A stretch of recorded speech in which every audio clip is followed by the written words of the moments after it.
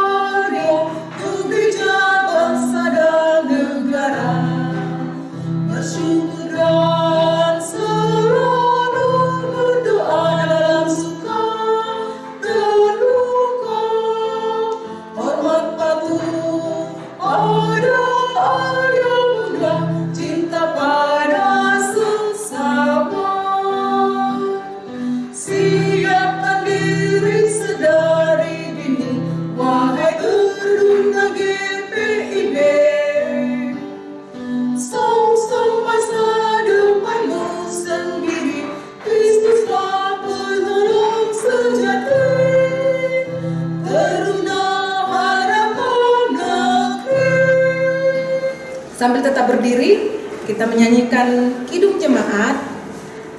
Kidung Jemaat nomor 7, bait yang pertama.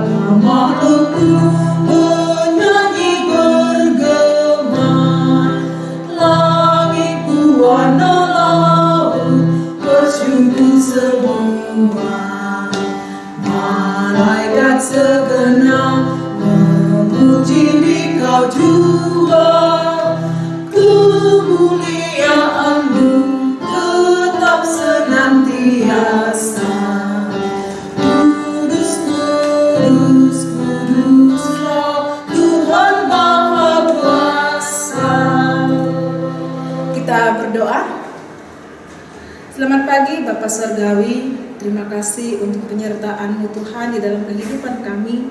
Kami boleh melewati istirahat kami di malam panjang dan kami boleh bangun dalam keadaan sehat, kembali lagi menikmati berkat Tuhan. Terlebih nafas kehidupan ini boleh kami pakai untuk melakukan segala aktivitas kami, terlebih juga untuk melayani Tuhan.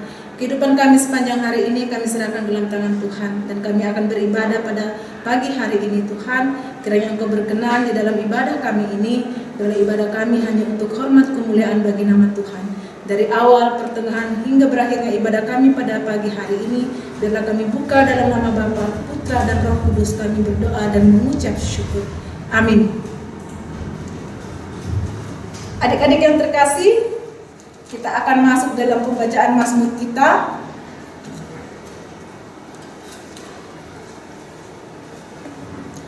Yang terambil dari Mazmur 34. Mazmur 34 ayat yang ke-12 hingga ayatnya yang ke-13.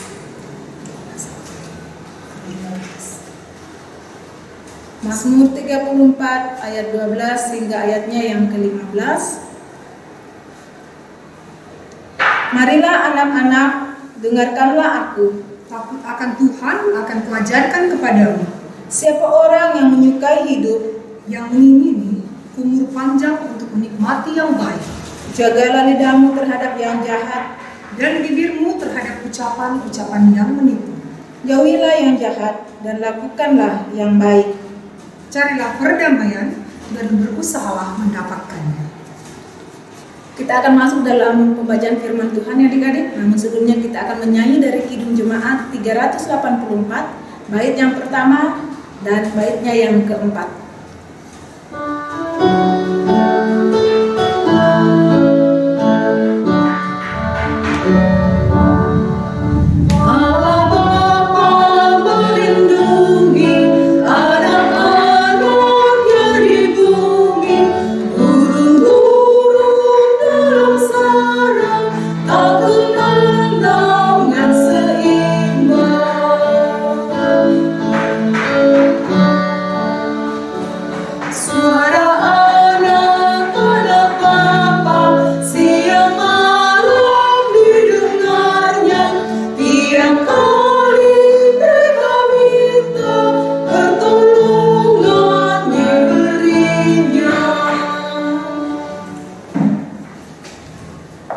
sebelum masuk dalam doa Epiklese atau doa mohon bimbingan Roh Kudus, kita siapkan dulu bacaan Alkitabnya dari kitab Amsal pasal 1 ayat 8 hingga ayatnya yang ke-19.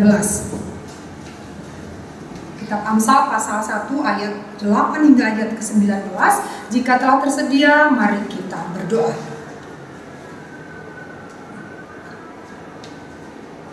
Tuhan Allah Bapa kami yang kami panggil dalam nama Tuhan Yesus Kristus, kami mengundang-Mu dalam ibadah ini, menguasai hati kami, menguasai pikiran kami. Kiranya segala perhatian kami hanya merupakan kerinduan akan kebenaran firman Tuhan saja. Sebentar kami akan membaca Alkitab, kami akan mempelajarinya bersama. Kiranya setiap apa yang kami baca, apa yang hamba-Mu sampaikan seturut dengan kehendak Tuhan saja. Bersabdalah ya Tuhan, karena kami hamba-Mu siap mendengar. Dalam nama Tuhan Yesus Kristus kami berdoa, amin. Mari berdiri, kita membaca Alkitab kita. Kakak ulang dari kitab Amsal pasal 1 ayat yang ke-8 hingga ayat yang ke-19. Lembaga Alkitab Indonesia memberi judul Nasihat dan Peringatan. Hai anakku, dengarkanlah didikan ayahmu dan jangan menyia-nyiakan ajaran ibumu. Sebab karangan bunga yang indah itu bagi kepalamu dan suatu kalung bagi lehermu. Hai anakku, jikalau orang berdosa hendak membujuk engkau, janganlah engkau menurut. Jikalau mereka berkata, marilah ikut kami, biarlah kita menghadang darah, biarlah kita mengintai orang yang tidak bersalah dengan tidak semena-mena, biarlah kita menelan mereka hidup-hidup seperti dunia orang mati, bulat-bulat seperti mereka yang turun ke liang kubur. Kita akan mendapat berbagai benda yang berharga. Kita akan memenuhi rumah kita dengan barang rampasan. Buanglah undimu ke tengah-tengah bumi, satu pundi-pundi bagi kita sekalian. Hai anakku, janganlah engkau hidup menurut tingkah laku mereka. Tahanlah kakimu daripada jalan mereka, karena kaki mereka lari menuju kejahatan dan bergegas-gegas untuk menumpahkan darah. Sebab percumalah jaring dibentangkan di depan mata segala yang bersayap, padahal mereka menghadap darahnya sendiri dan mengintai nyawanya sendiri. Demikianlah pengalaman setiap orang yang loba akan keuntungan gelap, yang mengambil nyawa orang yang mempunyainya. Berbahagialah kita yang telah membaca, mendengar, terlebih melakukan firman ini dalam kehidupan kita sehari-hari. Haleluya. Haleluya, haleluya, haleluya, haleluya, haleluya, haleluya, haleluya, haleluya.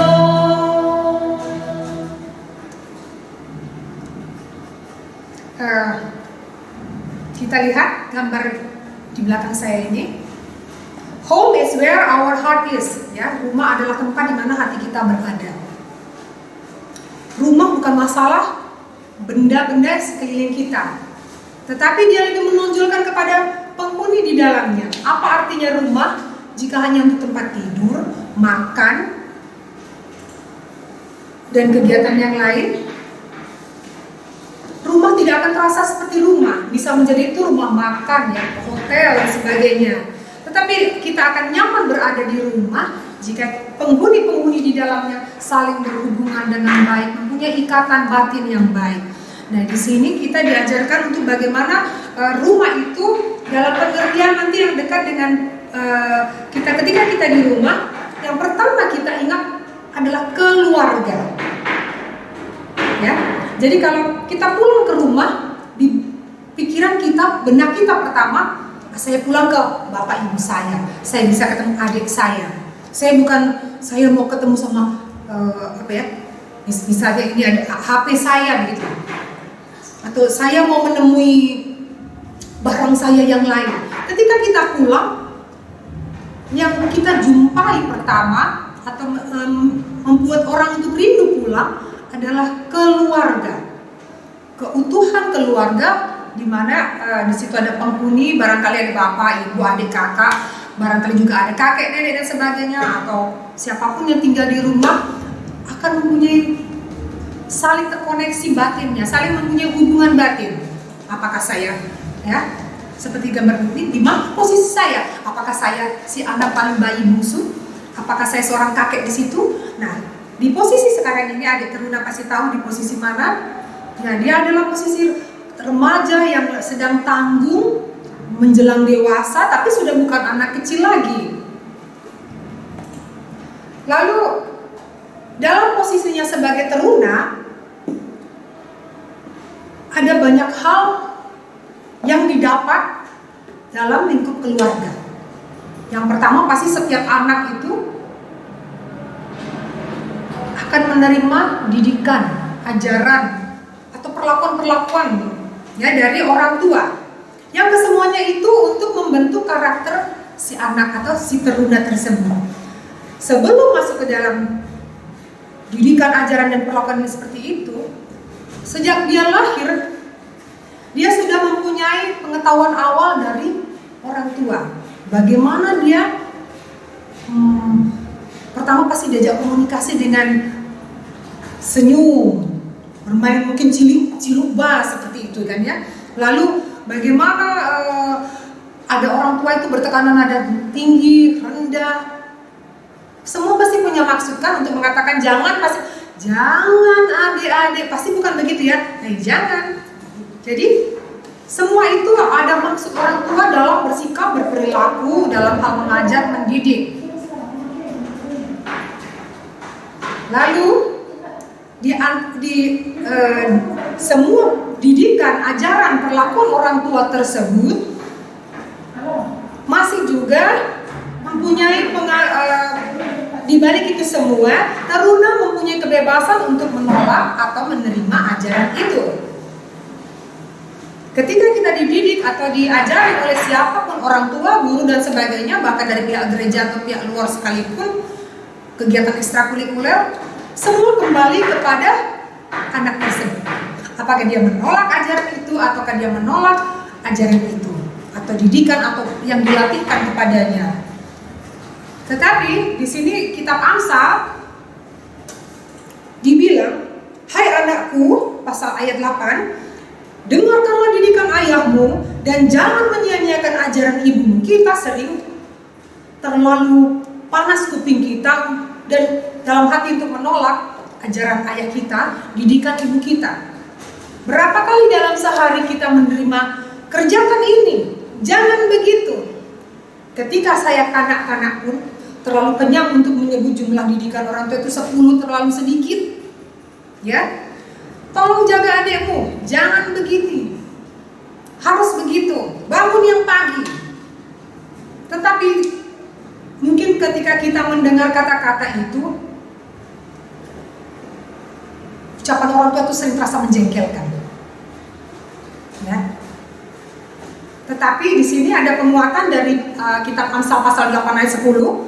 Terimalah didikan, ini perkataan orang tua ya, terimalah didikanku. Ya. Didikan orang tua tadi maksudnya, karena dia lebih berharga daripada perak, dan pengetahuan lebih berharga daripada emas pilihan. Di sini yang dimaksud memang menceritakan tentang hikmat, tetapi hikmat itu bukan muncul dalam kehidupan adik-adik tiba-tiba ada suara terimalah, bukan seperti itu. Tetapi hikmat-hikmat itu bisa berupa perkataan orang tua, bisa berupa sikap orang tua menanggapi reaksi dari sikap kita.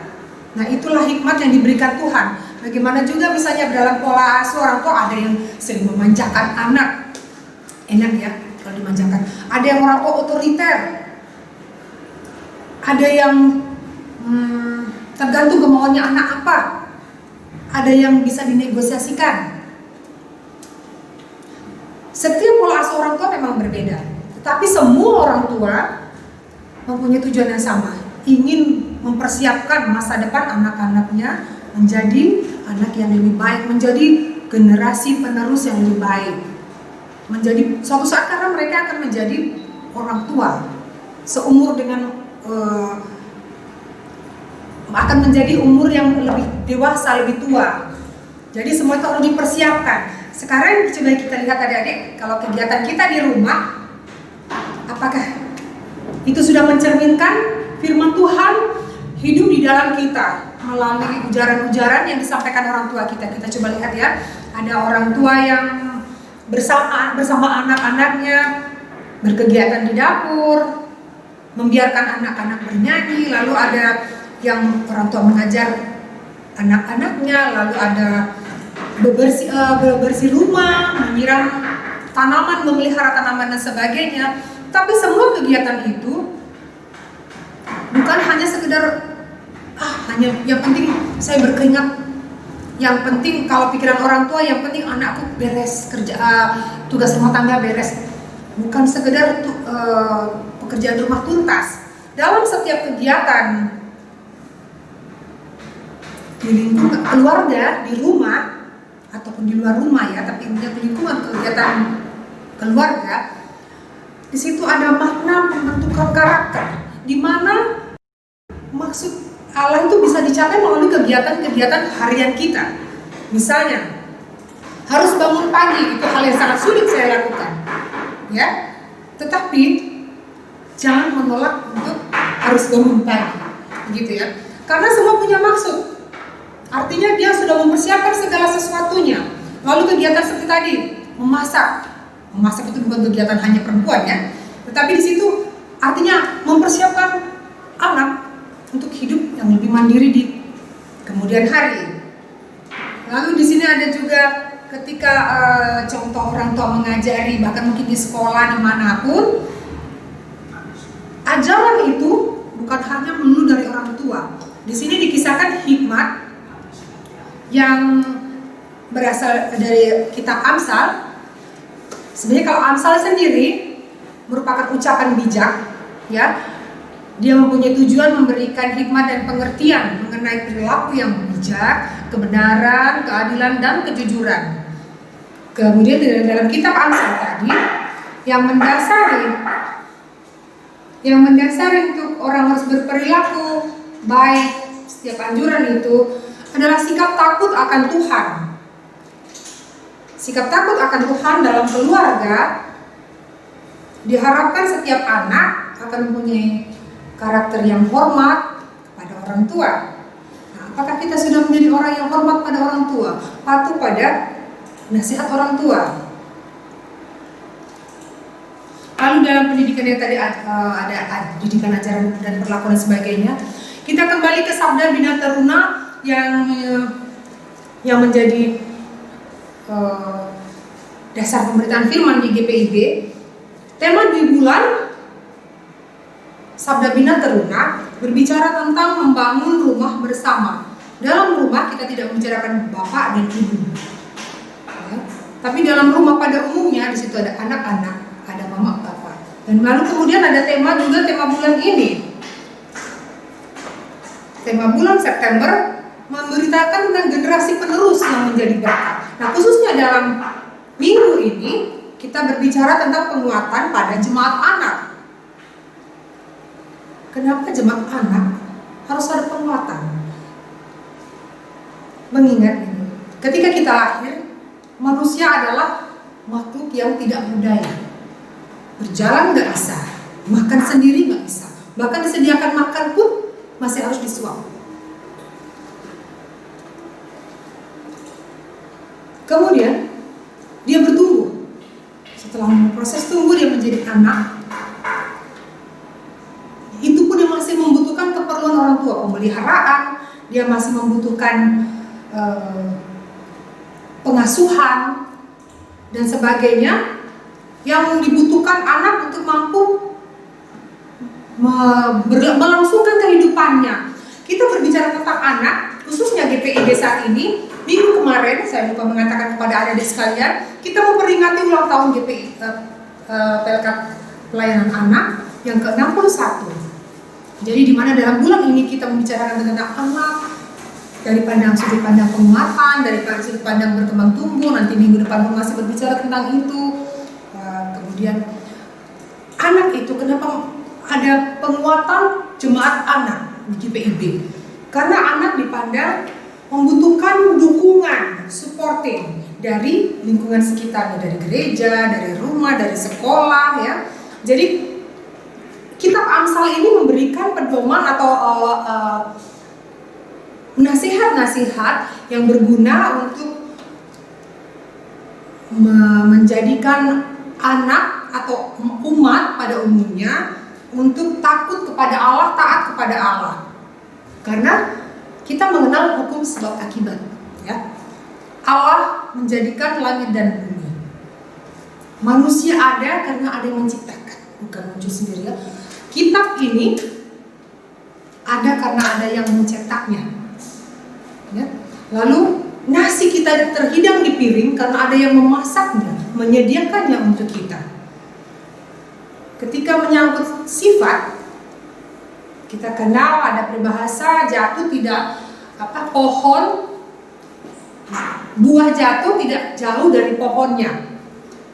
Jadi artinya apapun yang kita persiapkan kalau di rumah, karakter orang tua itu sangat melekat kepada karakter anak. Sekalipun nanti diajarkan, karena apa? Pendidikan seorang anak tidak tergantung hanya ajaran, omelan, anjuran, tetapi juga contoh yang diberikan orang tua. Tetapi kitab Amsal ini lebih menekankan kepada nasihat-nasihat baik saja. Jadi sebagai anak teruna kita harus mengikuti nasihat-nasihat baik itu. Lalu di sini kelanjutan dari kitab Amsal ini, kita sering menolak ajaran itu.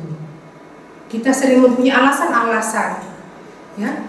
Kita sering malas, kita sering tidak tekun gitu ya. Padahal kita tahu bahwa hukum sebab akibat, kemalasan dan kebodohan akan berujung pada hal-hal yang buruk, tidak naik kelas, kemiskinan, berbuat kejahatan dan sebagainya. Lalu ketika kita hidup tidak disiplin, kita akan menjadi orang yang hidupnya tidak teratur. Ya. Sekarang kita masih dalam perumpamaan ini. Ini adalah sebuah bibit kecil, sebuah biji yang baru ditanam, dia akan menjadi bibit seperti ini, lembaga. Misalnya saya seorang anak teruna, saya adalah bibit tanaman ini. Saya perlu disiram, dirawat, disiangi, dipupuk agar tumbuh dan berkembang. Karena saya bisa diserang hewan, hama maupun cuaca buruk. Nah, jika dirawat bagus, saya akan seperti ini. Kelak, saya akan menjadi pohon yang besar, bahkan saya dapat memenuhi hutan. Jika perawatannya itu tepat dan si tanaman ini, si anak tersebut patuh pada ajaran Tuhan. Lalu dikaitkan dengan gereja, jemaat anak. Kita sering membicarakan kita di jemaat itu orang tua ya, bapak-bapak, ibu-ibu yang menonjol ya di jemaat. Ketika menyebut jemaat, pada di sini di GPIB kita mempunyai jemaat anak, khususnya PLKPA. Lalu naik di situ PLKPT. Walaupun pemuda juga masih anak ya, tetapi di sini ada penguatan khusus pada jemaat anak yang karena ketidakmampuannya, karena keterbatasannya membutuhkan pembinaan khusus. Jadi jemaat anak disaranai oleh gereja dalam wadah pelayanan kategorial, begitu yang PLKPA, PLPT. Lalu anak-anak, hal-hal apa yang tidak bisa dilakukan oleh anak tanpa orang tua? Kalau makan semua bisa ya, tapi ketika anak harus memenuhi kebutuhannya sendiri, ya kita harus bekerja mencari uang buat mencari kontrakan begitu ya misalnya ya. Lalu membeli makan, saya harus bersekolah, itu semua masih membutuhkan dukungan orang tua. siapapun orang tua kita ya, atau yang masih hanya dengan mama, bapaknya, tapi anak tidak mampu mandiri. Lalu kemudian kenapa gereja begitu peduli akan penguatan pada jemaat anak? Karena gereja menganggap anak adalah sumber daya yang potensial. Sekarang memang orang tua yang mempunyai jabatan ya, orang tua yang mempunyai kekuatan, kemampuan-kemampuan yang tidak anak miliki, adik teruna miliki. Tetapi di masa depan orang tua kita akan begini, ya. Lalu kita ketika umur tersebut kita akan menjadi lebih tegak, saya lebih mampu, saya lebih kuat.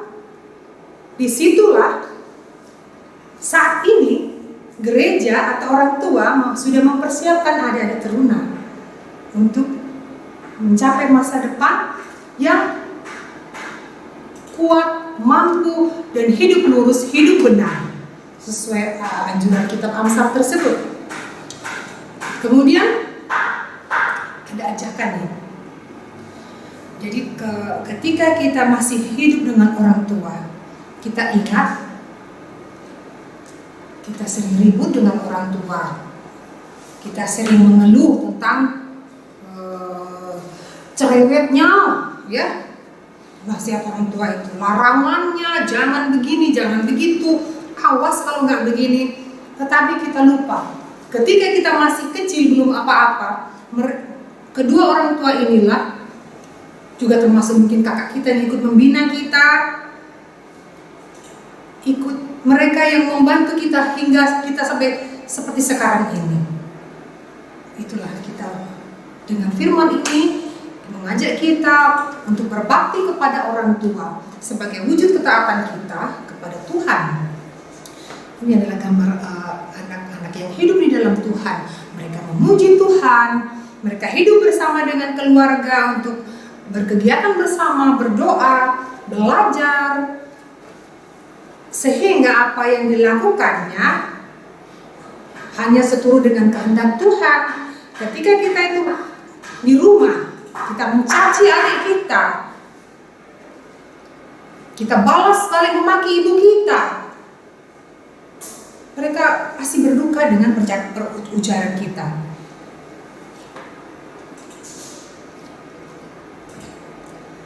Lalu jika sudah seperti itu, seperti tidak berguna lagi kitab ini. Jadi janganlah kitab ini yang sebagai wujud firman Tuhan, janganlah kitab ini menjadi sia-sia. Bukan kitab ini yang berharga, tetapi firman di dalamnya haruslah kita aplikasikan, kita terapkan dalam hidup kita, dan biarkanlah diri kita menjadi firman yang hidup di tengah-tengah keluarga, masyarakat, gereja, dan bangsa dan negara. Demikian pemberitaan firman. Terpujilah Kristus. Haleluya. Silakan bersaat teduh sejenak.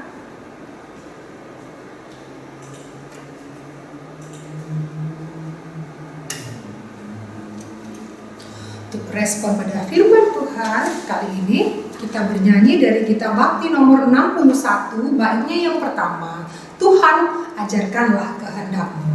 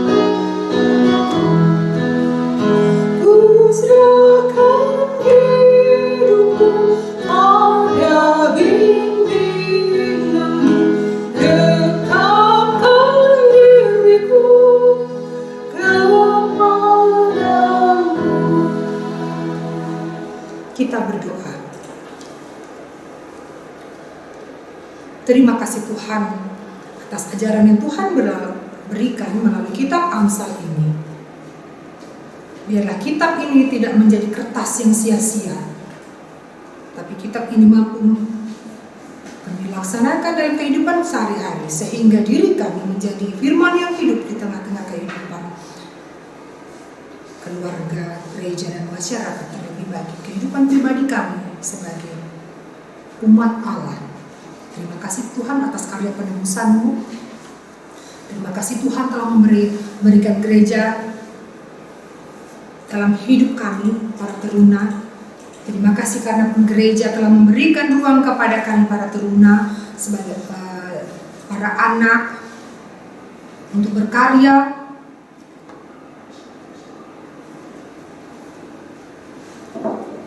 Bagi Tuhan, di rumah, di sekolah, dimanapun kami berada. Terima kasih Tuhan telah memberikan kepada kami orang tua yang telah memelihara diri kami, memelihara hidup kami. Tuhan telah memberikan kepada kami pengajar-pengajar di sekolah, di gereja, terlebih di rumah, yang dengan tekun dan setia mengajarkan kebenaran kepada kami. Bantulah kami Tuhan, teruna dapat melalui kehidupan kami dan kehidupan dalam taraf remaja ini, kami dapat menjadi teruna-teruna Tuhan yang dapat Engkau andalkan, menjadi teruna Tuhan yang mampu mempertahankan kebenaran dalam hidup kami, karena kami sadar kami dipersiapkan menjadi umat-umat Allah yang dewasa, yang bijak. Sekalipun kami masih muda, orang tua kami telah mempersiapkan kami teruna menjadi umat Allah yang kuat, yang mampu melakukan kebenaran, mampu menentang kejahatan. Ampunilah kami Tuhan jika saat ini kami masih sering mencaci, kami sering malas, kami sering mengeluh. Ampunilah kami Tuhan. Saat ini kami juga berdoa untuk gereja ini, dari tingkat sinodal hingga tingkat jemaat, bahkan sampai tingkat pos pelayanan dan kesaksian. Dimanapun kami gereja, dimanapun kami berada, dimanapun gereja berada, kiranya dapat menjadi wakil Tuhan di tengah-tengah dunia ini. Berkatilah Tuhan seluruh gereja Tuhan di seluruh dunia, di seluruh bangsa, di tiap keluarga, karena kami tahu di sana Tuhan hadir. Terima kasih Tuhan. Dalam suasana pandemi ini, kami masih dapat menjalankan ibadah sekalipun dalam bentuk dalam jaringan atau online, dengan bantuan rekan-rekan pelayanan, kameramen, organis, operator, liturgos, dan hamba sendiri. Kiranya semua ini tidak lepas dari perkenan Tuhan. Biarlah Tuhan semua jadi hanya atas kehendak Tuhan. Terima kasih Tuhan. Biarlah Tuhan memberkati orang tua kami dalam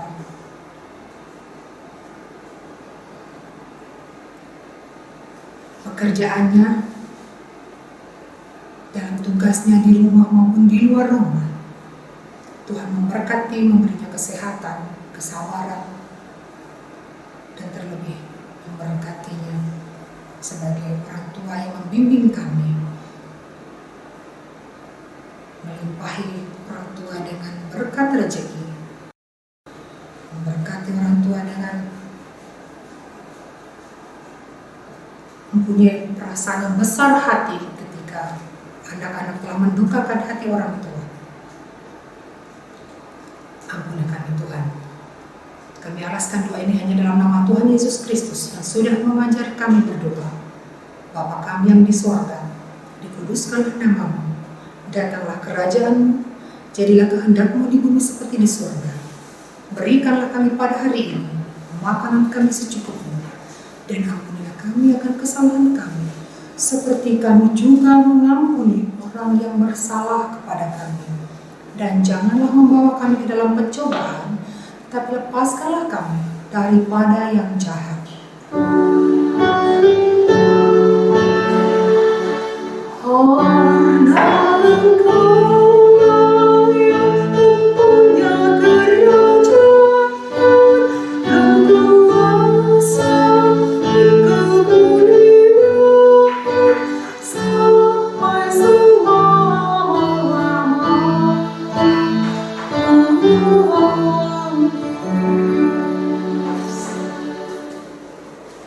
Tiba saatnya bagi kita untuk adik-adik memberikan persembahan syukur kita kepada Tuhan. Kita memberikannya dengan sukarela dan tetap mengucap syukur padanya.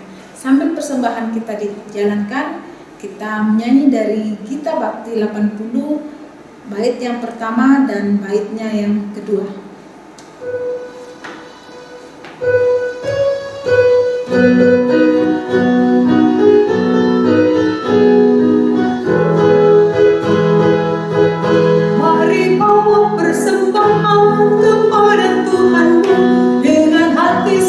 Cinta bersyukur padanya, Tuhan sudah mencurahkan kasih-Nya padamu. Mari mengucap syukur, muliakan Tuhanmu, pujilah namanya, bawalah persembahanmu dengan sukacita padanya.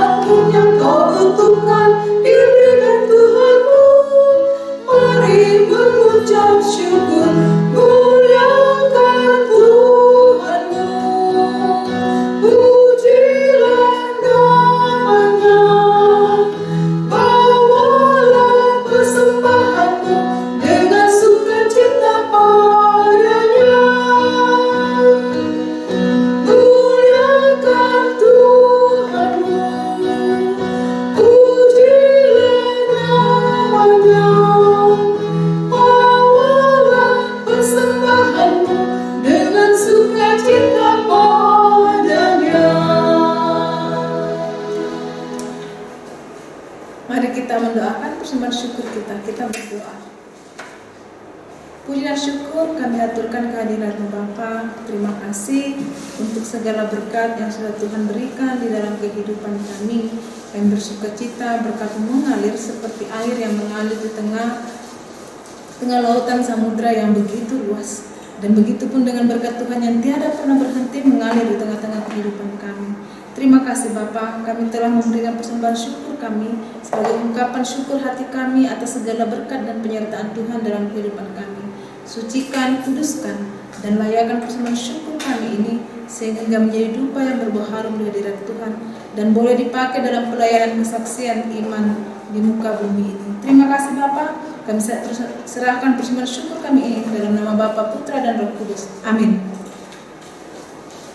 Adik-adik yang terkasih, kita akan masuk dalam warta teruna. Yang pertama ada tugas dari pelayan firman kita sore hari ini, yaitu Kak Erika, untuk kelas EK. Tugas yang pertama untuk kelas EK yaitu satu, hal-hal apa saja yang telah kalian lakukan yang membuat orang tua kalian bangga atau bersuka cita. Yang kedua, hal-hal yang telah kalian lakukan yang membuat orang tua kalian sedih atau kecewa. Kakak ulangi, tugas untuk kelas EK yang pertama, hal-hal yang telah kalian lakukan yang membuat orang tua kalian bangga atau sukacita. Yang kedua, hal-hal apa saja yang telah kalian lakukan yang dapat membuat kedua orang tua kalian sedih atau kecewa. Dan untuk yang kelas dwi, buatlah jadwal kegiatan di rumah, khususnya waktu bersama keluarga belajar dan mendalami firman Tuhan. Kakak ulangi, untuk kelas dwi, buatlah jadwal kegiatan di rumah, khususnya waktu bersama keluarga belajar dan mendalami firman Tuhan. Selanjutnya, apa perbedaan yang kalian lakukan selama masa di rumah saja yang tidak dilakukan di masa normal sebelum pandemi COVID-19 ini? Kakak ulangi, apa perbedaan yang kalian lakukan selama masa di rumah saja yang tidak dilakukan di masa normal sebelum pandemi COVID-19 ini atau COVID-19? Lanjut, warta berikutnya yaitu tentang protokol kesehatan 3M. 3M apa aja? Mencuci tangan, menggunakan masker, dan menjaga jarak dengan 1,5 meter sampai 2 meter. Oke adik-adik? Yang terakhir, melakukan berbagai aktivitas di rumah bersama keluarga. Jadi ketika di saat-saat seperti ini, jangan dikatakan bahwa libur terus kita mau seenaknya, enggak. Dengan adanya COVID ini juga memberikan satu hikmat kepada kita untuk bisa bersama-sama meluangkan waktu kita bersama dengan keluarga dengan kegiatan-kegiatan positif yang dapat kita lakukan di rumah. Entah itu bercocok tanam atau entah itu rajin beternak ayam, yang suka beternak ayam ya. Entah itu menanam sayur-sayuran di samping rumah, membantu orang tua membersihkan selokan dan lain sebagainya. Kita manfaatkan waktu yang ada. Dan jangan lupa di gereja kita telah disediakan SBTH untuk adik-adik teruna. Silahkan, ini gambarnya SBTH, silahkan ambil di kantor gereja, di lobi gereja ya. Yang belum punya, secepatnya, nanti keburu habis loh, nggak ada stok kita. Oke? Terima kasih adik-adik yang terkasih. Kita akhiri untuk ibadah kita pada pagi hari ini. Untuk itu kakak undang bangkit berdiri. Kita akan bersama menyanyi dari Kidung Jemaat 423.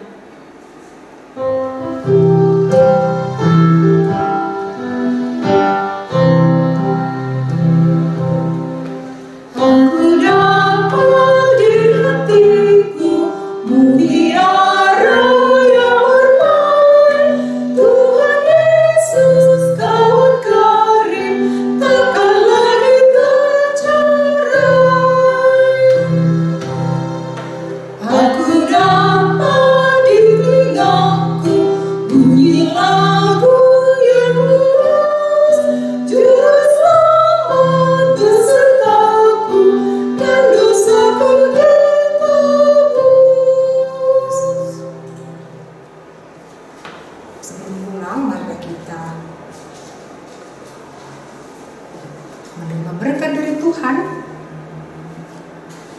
hatimu kepada Tuhan dan terimalah berkat-Nya. Kiranya Tuhan Sang Pemberi damai sejahtera, Tuhan memberi kehidupan, memberikan berkat-Nya bagi adik-adik teruna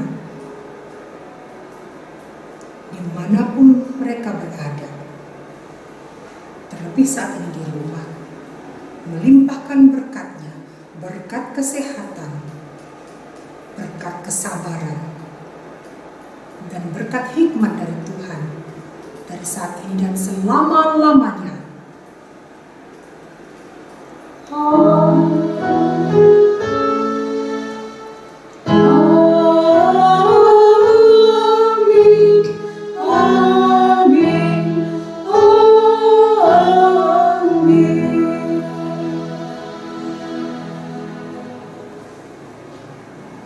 Ibadah selesai, silakan bersaat teduh. Selamat hari Minggu.